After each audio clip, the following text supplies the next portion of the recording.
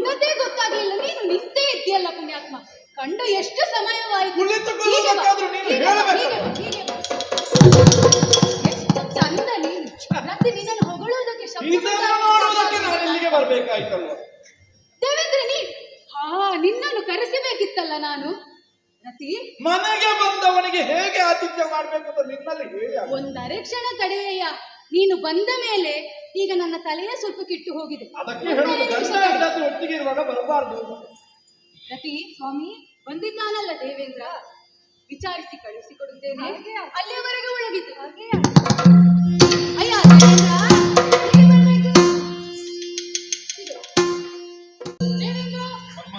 ಬಂದ ನಿನಗೆ ಉಚಿತಾಸನವನ್ನು ನೀಡಿದ್ದೇನೆ. ಸರಿ, ಆದರೆ ಸಂತೋಷ ಮಾನಸನಾಗಿ ನಿನ್ನನ್ನು ಕರೆದುಕೊಂಡು ಬಂದೆ. ನಿಜ, ನೀನು ಸಂತೋಷದಲ್ಲಿದ್ದೆ ಎಂದು ಭಾವಿಸಿದರೆ ಹಾಗೆ ಕಾಣುತ್ತಾ ಇಲ್ಲ. ಯಾಕೆ? ಕೀರ್ವಾಣ ಪತಿಯಾದ ನಿನಗೆ ಸಕಲ ಸೌಭಾಗ್ಯಗಳಿದ್ದರು ಎಲ್ಲವೂ ಕಳೆದುಕೊಂಡವನಂತೆ ಭಾಸವಾಗುತ್ತಾ ಇದೆ. ಏನು ಇಲ್ಲ ನನ್ನ ಬಳಿ ಎನ್ನುವ ಹಾಗೆ ಮುಖವೇ ಸೂಚಿಸುತ್ತಾ ಇದೆ. ಮ್ಲಾನವದನಾಗಿ ಕೆನ್ನೆಯಡಿಯಲ್ಲೆಲ್ಲ ಕಣ್ಣೀರು ಹೆಪ್ಪುಗಟ್ಟಿದೆ. ಮೌನಿಯಾಗಿದ್ದಿ. ನಿನ್ನನ್ನು ಗಮನಿಸಿದಾಗ ಗೊತ್ತಾಯ್ತು ಏನೋ ಕಷ್ಟ ಬಂದಿದೆ ಎನ್ನುವ ಹಾಗೆ. ಇಲ್ಲಿಯವರೆಗಾಗಿ ಬಂದಿದ್ದಿ ಎಂದಾದರೆ ನನ್ನಿಂದೇನಾದರೂ ಆಗಬೇಕಿತ್ತೆ.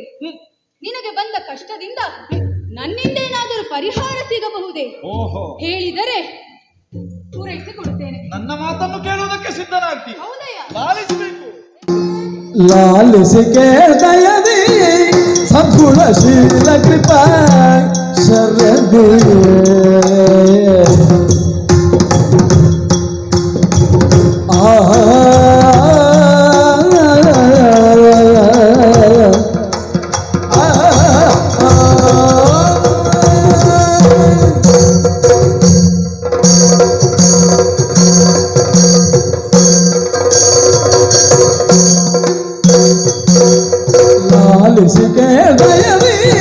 ಸದ್ಗುಣಶೀಲ ಕೃಪಾ ಶರದಿ ಸದ್ಗುಣಶೀಲ ಕೃಪಾ ಶರದಿ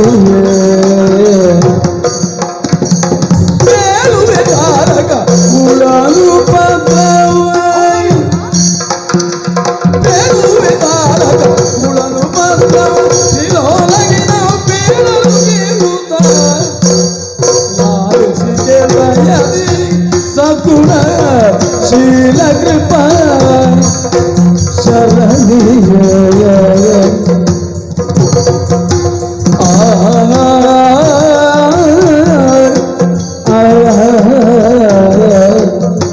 ಲಾಲಿಸಿಗೆ ದಯದಿ.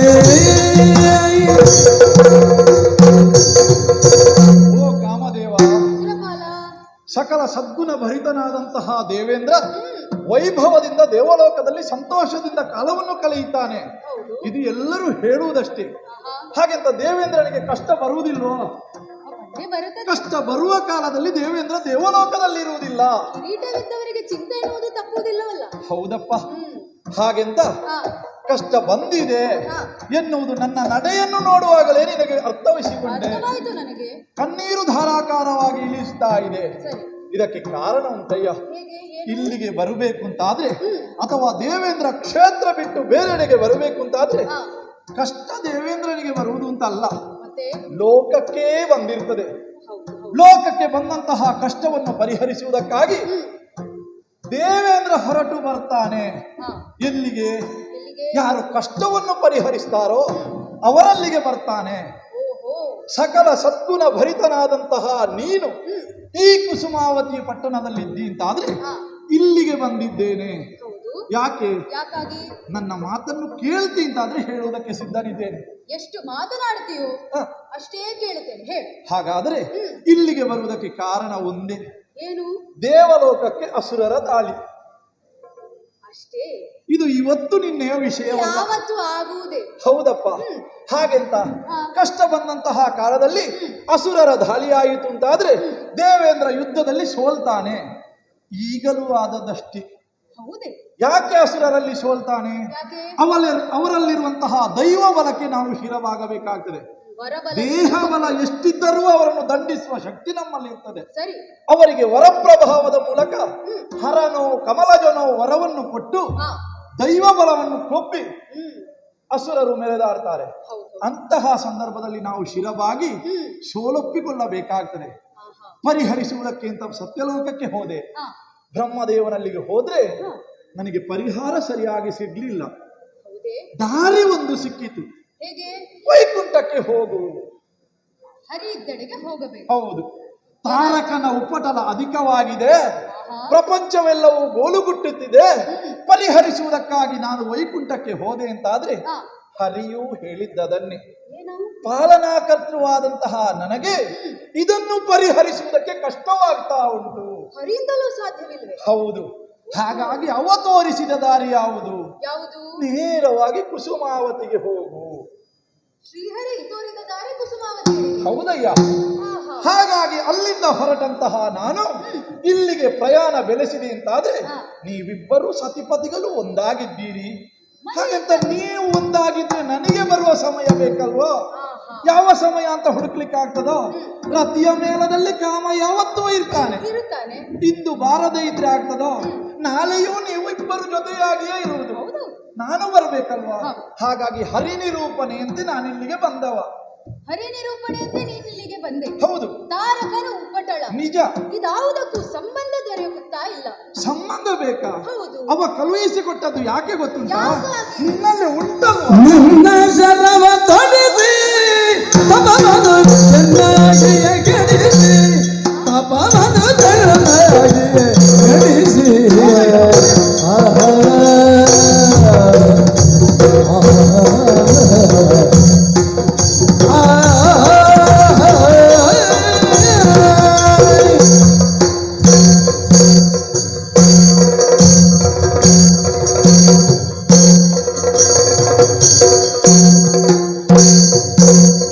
ನಿನ್ನ ಶರವ ತೊಡಿಸಿ ತಪವನ್ನು ಚೆನ್ನಾಗಿಯೇ ಕೆಡಿಸಿ ತಪವನ್ನು ಚೆನ್ನಾಗಿಯೇ ಕೆಡಿಸಿ ಸನ್ನುತ ಜನರನ್ನು ಮನ್ನಿಪ ಬಿರುಗದು ಸನ್ನುತ ಜನರನ್ನು ಮನ್ನಿಪ ಬಿರುಗದು ನಿನ್ನ ದೇವತ ಕರುಣ ನಿನ್ನ ಜನರ ತೊಡಿಸಿ ತಪವನ್ನು ಚೆನ್ನಾಗಿಯೇ ಕೆಡಿಸಿ ಲಾಲಿಗೆ ದಯದಿ ಮನ್ಮಥ, ಸುರಪಾಲ. ಹರಿ ಕಳುಹಿಸಿದ ಅಂತ ನಾನು ಸುಮ್ಮನೆ ಬಂದದ್ದಲ್ಲ. ಹಾ. ನಿನ್ನಲ್ಲಿ ಮಾತನಾಡುವುದಕ್ಕೂ ಬಂದದ್ದು ಅಲ್ಲ. ಮತ್ತೆ ಅವ ಕಳುಹಿಸಿಕೊಡುವುದಕ್ಕೆ ಒಂದು ಕಾರಣ ಉಂಟು. ಏನು? ಲೋಕ ಕಲ್ಯಾಣಕ್ಕೆ ಬೇಕಾಗಿಯೇ ಕುಸುಮಾಕ್ಷನಾದಂತಹ ನಿನಗೆ ವಿಷಮಾಕ್ಷ ಕೊಟ್ಟಂತಹ 5 ಶರಗಳಿವೆ. ಹೌದು. ಹೌದಾ? ಹ್ಮ್. ಲೋಕದಲ್ಲಿ ಹಾ. ಕಷ್ಟವನ್ನುಂಡು ಸುಖವನ್ನು ಕಾಯುವವರೆಲ್ಲರೂ ಹಾ. ತನ್ನ ಜೀವನವನ್ನೇ ತ್ಯಾಗಮಯವಾಗಿ ಪಡೆಯುವವರು ಅನೇಕ ಮಂದಿ ಇದ್ದಾರೆ. ಹ್ಮ್. ಭೂಮಿಯಲ್ಲಿ ಹುಟ್ಟಿದಂತಹ ಒಂದು ಕಬ್ಬಾದರೂ ಹಾ. ಗಾನದ ಎಡೆಯಲ್ಲಿ ಸಿಲುಕಿ ಸಿಹಿಯಾದ ರಸವನ್ನು ಜನರಿಗೆ ಕೊಡುತ್ತದೆ. ಹೌದು. ಅದೇ ರೀತಿ ಹ್ಮ್. ನಿನ್ನಲ್ಲಿರುವಂತಹ 5 ಬಾಣಗಳನ್ನು ಪ್ರಯೋಗಿಸಿ ಹಾ. ಹರನ ತಪಸ್ಸನ್ನು ನೀನು ಕೆಡಿಸಿದೆ ಎಂದಾದರೆ ಆದರೆ ಹರನಿಂದ ಒಬ್ಬ ಕುಮಾರ ಹುಟ್ಟಿಕೊಳ್ಳುವುದಕ್ಕೆ ಸಾಧ್ಯತೆ ಉಂಟು. ಆಹಾ. ಹೇಗೆ ಗೊತ್ತೇ? ಹೇಗೆ? ದಕ್ಷಾದ್ವರದಲ್ಲಿ ದಹಿಸಿ ಹೋದಂತಹ ದಾಕ್ಷಾಯಿನಿ ಪರ್ವತರಾಜನಿಗೆ ಮಗಳಾಗಿ ಹುಟ್ಟಿ ಹರನನ್ನೇ ಪಡೆಯಬೇಕು ಎನ್ನುವ ಹಾಗೆ ತಪಸ್ಸು ಮಾಡ್ತಾ ಇದ್ದಾಳೆ. ಆಹಾ. ಅವಳೇ ಹ್ಮ್. ಪ್ರಕೃತಿ, ಹ್ಮ್. ಪರಮೇಶ್ವರನೇ ಪುರುಷ. ಸರಿ. ನಿನ್ನಲ್ಲಿರುವಂತಹ ಶರವನ್ನು ಪ್ರಕೃತಿ ಪುರುಷರಿಗೆ ಪ್ರಯೋಗಿಸಿದೆ ಎಂದಾದರೆ ಹರಗಿರಿಜೆಯರು ಒಂದಾಗ್ತಾರೆ. ಆ ಮುಖೇನವಾಗಿ ಸಂತಾನೋತ್ಪತ್ತಿ ಆಗ್ತದೆ. ಹುಟ್ಟಿದಂತಹ ಮಗ ತಾರಕನನ್ನು ನಾಶ ಮಾಡುವುದಕ್ಕೆ ಸಾಧ್ಯತೆ ಉಂಟು. ಇದು ಬ್ರಹ್ಮ ಕೊಟ್ಟಂತಹ ವರ. ಹರನ ಸುತನಿಂದಲ್ಲದೆ ಅನ್ಯರಿಂದ ಮರಣವಿಲ್ಲ. ತಾರಕನ ಅನ್ಯಾಯ ಭೂಮಿಯಲ್ಲಿ ಅಧಿಕವಾಗ್ತಾ ಉಂಟು. ಲೋಕ 3 ದೆಸೆಗಡಿಸಿದ್ದಾನೆ.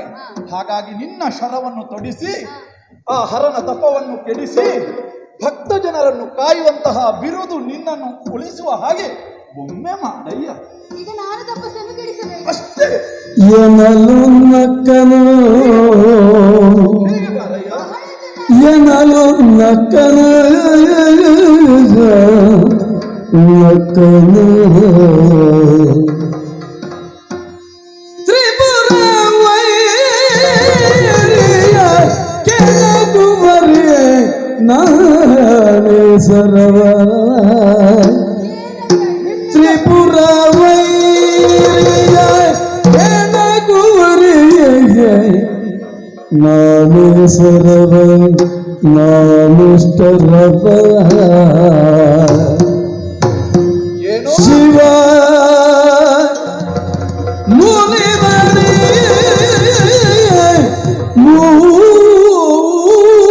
ಜಗವ ಸುಡುವರು ನಿಟಿಲವ ಕ್ರಿಯಲೇ ಏನು ಹೇಳಿದೆ ಶಿವ ಮುನಿದಡೆ ಶಿವ ಮುನಿದಡೆ ಜಗವ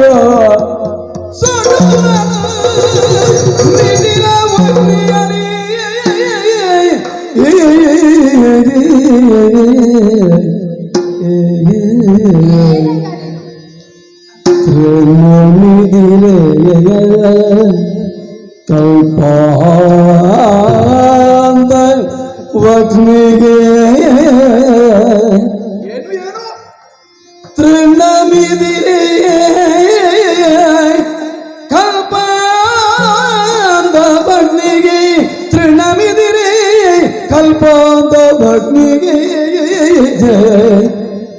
ಗುಣವೇ ನಿನಗೆ ಈ ಮಾತು ಲೋಕಕ್ಕೆ ಸನುಮತವೇ ಅನುಮತವ ಗುಣವೇ ಯಾವುದಕ್ಕೆ ನಿನಗೆ ಈ ಮಾತು ಲೋಕಕ್ಕೆ ಸನುಮತವೇ ಸನುಮತವೇ ಸನುಮತವೇ ಅವರಿಗಾಗಿಯೇ ಬಂದದ್ದು ಲೇಸಲ್ಲ ಲೇಸಲ್ಲ ಲೇಸಲ್ಲ ತೆರಳು ತೆರಳು ತೆರಳು ಮನೆಗೆ ಲೇಸಲ್ಲ ತೆರಳು ಮನೆಗೆ ಏನಲ್ಲ ನಕ್ಕಲ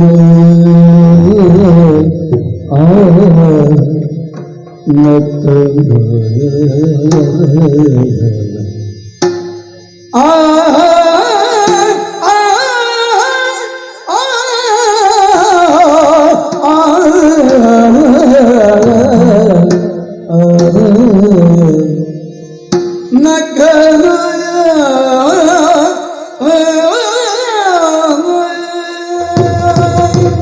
ದೇವೇಂದ್ರ, ಮತ ಈ ದುಃಖದ ಪರಿಸ್ಥಿತಿಯಲ್ಲೂ ಈ ರೀತಿಯ ಹಾಸ್ಯದ ನುಡಿಗಳು ನಿನ್ನಿಂದ ಬರುತ್ತದೆ ಅಂತ ನಾನು ಊಹಿಸಲೇ ಇಲ್ಲ.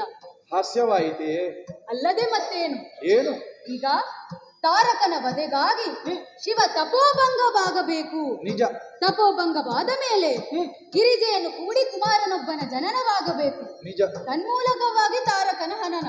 ಹೌದಪ್ಪ ಇದಕ್ಕೆಲ್ಲ ಸೂತ್ರಧಾರಿಯಾಗಿ ಶ್ರೀಹರಿ ನನ್ನನ್ನು ನಿರೂಪಿಸಿದ್ದಾನೆ. ಹರಿ ನಿರೂಪಿಸಿ ನಾನಿಲ್ಲಿಗೆ ಬಂದದ್ದು ನನ್ನ ಯೋಚನೆಯಿಂದಲ್ಲ. ಹರಿ ಲೋಕ ಕಲ್ಯಾಣವನ್ನೇ ಬಯಸುವವ. ಮತ್ತೆ ನನ್ನ ವಿಷಯ ಗೊತ್ತುಂಟು ನಿನಗೆ. ಹೇಗೆ? ಜಗಕ್ಕೆ ಹಿತವನು ಶಕ್ರ. ಆಹಾಹಾ. ಜಗತ್ತಿಗೆ ಹಿತವನ್ನೇ ಬಯಸುವುದು ನನ್ನ ಉದ್ದೇಶ. ಜನರ ಕಷ್ಟವನ್ನು ಪರಿಹರಿಸುವುದಕ್ಕಾಗಿ ಜನಾರ್ದನ ಹೇಳಿ ನಾನಿಲ್ಲಿಗೆ ಬಂದದ್ದು. ಸರಿ, ಈಗ ಶಿವನನ್ನು ನಾನು ಕೆಣಕಬೇಕು. ಅಷ್ಟೇ ಸಾಕು. ಅಲ್ಲವೇ? ಉಳಿದದ್ದು ಅದರಷ್ಟಕ್ಕೆ ಆಗಿ ಹೋಗ್ತದೆ. ಹಾಗೆ ಹೋಗುವುದು ಹೇಗೆ? ನಾನು ಕೆಣಕಿದ ಮೇಲೆ ಅಲ್ಲವೇ? ಶಿವ ಯಾರು, ಎಷ್ಟು, ಏನು ಯಾವುದು ನನಗೆ ತಿಳಿದಿಲ್ಲ ಎಂದು ಭಾವಿಸಿದೆಯಾ? ಬಿಲ್ಲು ಬಾಣ ನಿನಗೆ ತ್ರಿಪುರ ವೈರಿಯನ್ನು ನಾನು ಕೆಣಕುವುದೇ? ತ್ರಿಪುರಾಸುರನನ್ನು ಕೊಂದ ವಿಜಯಿ ಆತ. ಅವನ ಪರಾಕ್ರಮದ ಬಗ್ಗೆ ನನಗೇನು ತಿಳಿದಿಲ್ಲವೇ? ಒಂದು ವೇಳೆ ನನ್ನ ಈ ಕಾರ್ಯದಿಂದ ಶಿವ ಮುನಿದ ಎಂದಾದರೆ, ಕಣ್ಣು ತೆರೆದ ಎಂದಾದರೆ ಅವನ ಎರಡು ಕಣ್ಣು ತೆರೆಯುವುದು ಏನು ವಿಶೇಷವಲ್ಲ. ಒಂದು ವೇಳೆ ಆತನ ನಿಟಿಲ ನೇತ್ರ ಎನ್ನುವುದು ತೆರೆಯಿತು ಎಂದಾದರೆ ನಾನು ಅಲ್ಲ, ಸಮಸ್ತ ವಿಶ್ವವೇ ಸುಟ್ಟು ಬೂದಿಯಾಗುವುದಿಲ್ಲವೇ? ಈಗ ನೀನು ಲೋಕ ಕಲ್ಯಾಣ ಮಾಡುವುದಂತೆ, ಲೋಕವೇ ಸುಡುವಂತಹ ಕಾರ್ಯಕ್ಕೆ ನೀನು ಮನ ಮಾಡಿದ್ದಿ ಅಂತ ಆದರೆ ಲೋಕ ಕಲ್ಯಾಣ ಆಗುವುದು ಎಲ್ಲಿಂದ? ನೀನೇ ಆಲೋಚಿಸಿ ನೋಡು. ತೃಣವಿದಿರೆ ಕಲ್ಪಾಂತ ವಹ್ನಿಗೆ, ಮೇರು ಪರ್ವತವನ್ನು ಏರುವ ಛಲವಿದೆ ಎಂದ ಮಾತ್ರಕ್ಕೆ ಯಾರಿಗಾದರೂ ಏರುವುದಕ್ಕೆ ಸಾಧ್ಯ ಉಂಟೆ?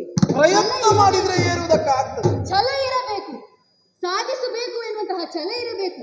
ಆದರೆ ನನ್ನಿಂದಲೇ ಸಾಧ್ಯ, ನಾನೇ ಮಾಡುತ್ತೇನೆ ಎಂಬ ಹಠವಿದ್ದರೆ ಅದು ಖಂಡಿತವಾಗಿಯೂ ನೆರವೇರುವುದಿಲ್ಲ. ನೀನು ಮಾಡಿ ಪೂರೈಸಿದ್ದಿ ಎನ್ನುವಂತಹ ವಿಶ್ವಾಸ ಇದ್ದ ಕಾರಣ ಇಲ್ಲಿಗೆ ಬಂದಿದ್ದೇನೆ. ನಾನು ಮಾಡಿ ಪೂರೈಸಿ ಏನು, ಅವನ ತಪಸ್ಸನ್ನು ಕೆಣಕುವುದು ಅಥವಾ ಬಿಡಿಸುವುದು ಏನು ಮಹಾ ಕೆಲಸವಲ್ಲ.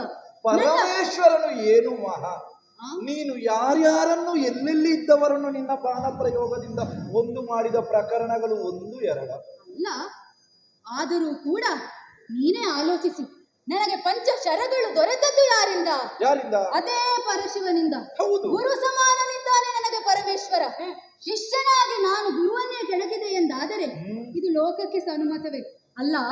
ಸುರಂಗನಾಗಿ ದೇವತೆಗಳನ್ನ ಪಾಲಿಸುವ ಕರ್ತೃತ್ವವನ್ನು ವಹಿಸಿರುವ ನೀನು, ಗುಣನಿಧಿಯಾದ ನೀನು ಈ ರೀತಿಯ ಮಾತುಗಳನ್ನು ಆಡಿದ್ದೀಯಲ್ಲ, ಇದು ಲೋಕಕ್ಕಲ್ಲ, ಯಾರಿಗೂ ಸನುಮತವಾಗುವಂತಹ ಮಾತಲ್ಲ. ಸುಮ್ಮನೆ ಇಲ್ಲಿ ನೀನು ಕಾಲಹರಣ ಮಾಡಬೇಕಾ? ತೆರಳು ತೆರಳು ನಿನ್ನ ನಿವಾಸಕ್ಕೆ. ಏನು?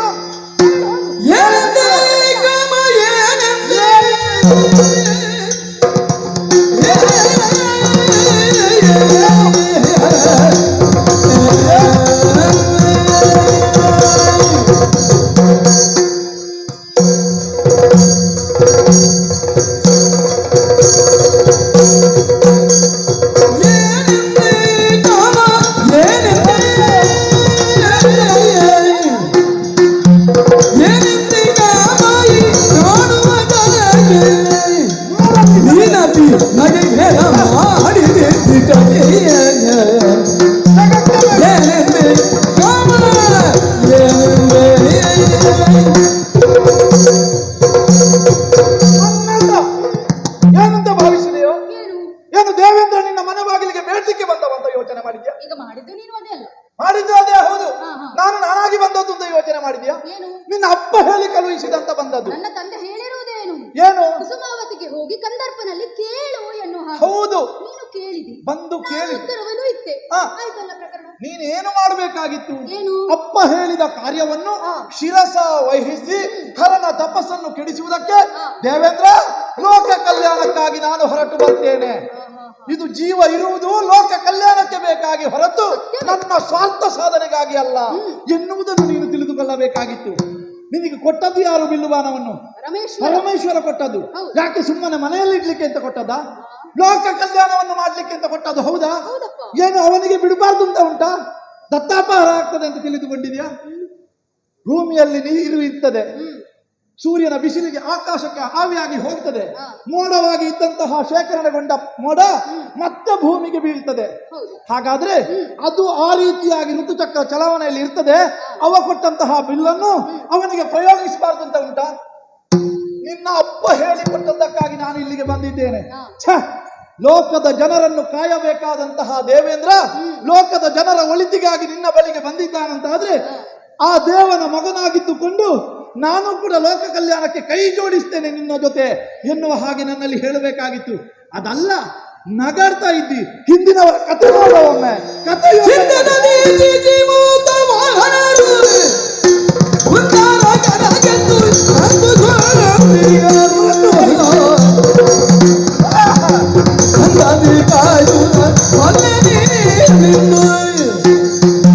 ಮುಂದು ನಿನ್ನಂತೆ ಹಿಮ್ಮೆಟ್ಟಿದರೆ ಏನೆಂದೆ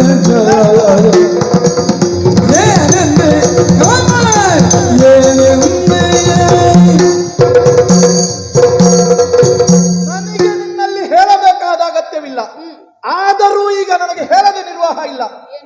ನೀನು ಆ ಹರಿಯ ಮಗನಾಗಿದ್ದು ಲೋಕ ಕಲ್ಯಾಣಕ್ಕೆ ಕಾಯಿ ಜೋಡಿಸಿ ನನ್ನ ಜೊತೆಯಲ್ಲಿ ಬರಬೇಕಾಗಿತ್ತು. ಈ ಹಿಂದೆ ದೇವೇಂದ್ರನಿಗೆ ಬೇಕಾಗಿ ಅಲ್ಲ, ಲೋಕದ ಜನರ ಒಳಿತಿಗಾಗಿ ಎಷ್ಟು ಜನರು ತ್ಯಾಗ ಮಾಡಿದ್ದಾರೆ. ದದೀಚಿ ಮಹರ್ಷಿಯ ಕಥೆ ಗೊತ್ತುಂಟ ನಿನಗೆ? ನಾನು ಹೇಳಿ ಆಗ್ಬೇಕಾ? ಓದಿಲ್ವ ನೀನು? ಗೊತ್ತುಂಟು ನನಗೆ. ಲೋಕ ಕಲ್ಯಾಣಕ್ಕೆ ಬೇಕಾಗಿ ತನ್ನ ದೇಹದ ಬೆನ್ನೆಲುಬನ್ನೇ ನನಗೆ ಆಯುಧವನ್ನಾಗಿಸಿ ವೃತ್ರಾಸುರನ ವಧೆ ಮಾಡಿಸುವಲ್ಲಿ ತೊಡಗಿದ್ದಾರೆ. ಹೌದಾ? ಜೀಮೂತ ವಾಹನದ ಕಥೆ ಗೊತ್ತಿಲ್ವ ನಿನಗೆ? ತನ್ನ ಗೆಳೆಯನಿಗೆ ಬೇಕಾಗಿ ತನ್ನ ದೇಹವನ್ನೇ ತ್ಯಾಗ ಮಾಡುವುದಕ್ಕೆ ಸಿದ್ಧರಾದಂತಹ ಜೀಮೂತ ವಾಹನ. ಬಲಿ ಚಕ್ರವರ್ತಿಯ ಕಥೆ ಗೊತ್ತಾ? ಯಾಕೆ ಓದ್ಲಿಲ್ವ ನೀನು? ಅಲ್ಲ, ನೀನು ಹೇಳು. ಏನು? ಬಲಿ ಚಕ್ರವರ್ತಿ ಯಾವ ರೀತಿಯ ತ್ಯಾಗ ಮಾಡಿದ್ದಾನೆ, ಹೇಗೆ ಯಾವ ರೀತಿ? ಶಿಬಿ ಚಕ್ರವರ್ತಿ ಯಾವ ರೀತಿಯ ತ್ಯಾಗ ಮಾಡಿದ್ದಾನೆ.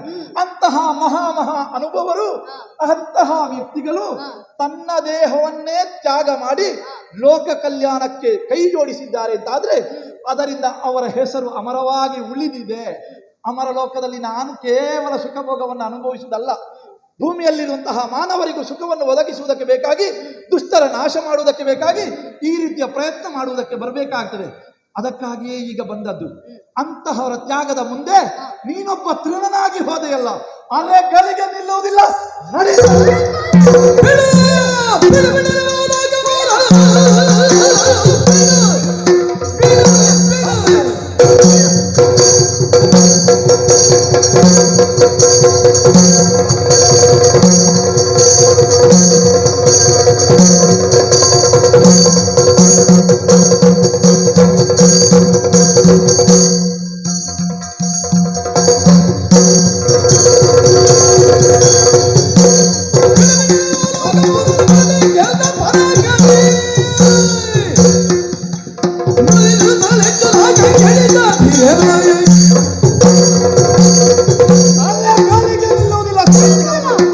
ನಿಲ್ಲು, ಒಂದರ ಕ್ಷಣ ತಡೆ.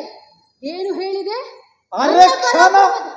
ನನ್ನ ಪರಾಕ್ರಮವನ್ನು ಹೀಯಾಳಿಸಿದೆಯಾ? ನೀನೇ ಹೀಯಾಳಿಸಿಕೊಂಡದ್ದು, ಬರುವುದಿಲ್ಲ ಅಂತ ಹೇಳಿ. ಯಾಕೆ?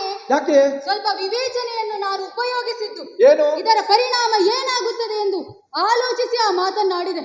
ಆದರೆ ನೀನೇನು ಮಾಡಿದೆ? ನನ್ನ ಪರಾಕ್ರಮದ ಬಗ್ಗೆ ಶಂಕೆ. ನೀನು ಹೇಳುವುದೆಲ್ಲ ಒಪ್ಪುವಂತದ್ದೇ. ಏನು? ಹಿಂದಿನ ಎಲ್ಲಾ ಕಥೆಗಳು ನಾನು ಕೇಳಿದ್ದೇನೆ.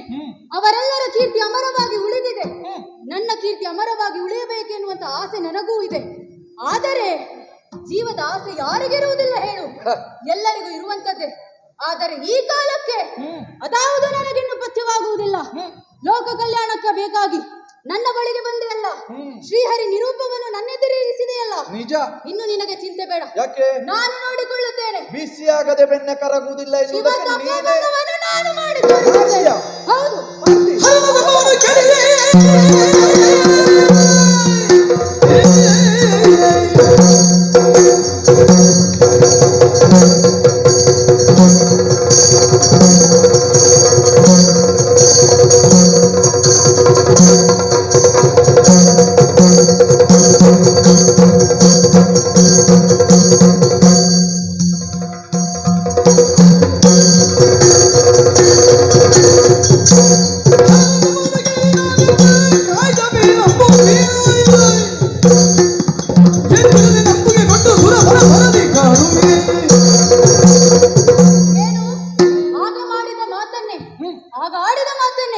ಸತ್ಯ ಎಂದು ಭಾವಿಸಿ ಈಗ ನನ್ನ ಮೇಲೆ ಶಂಕೆ.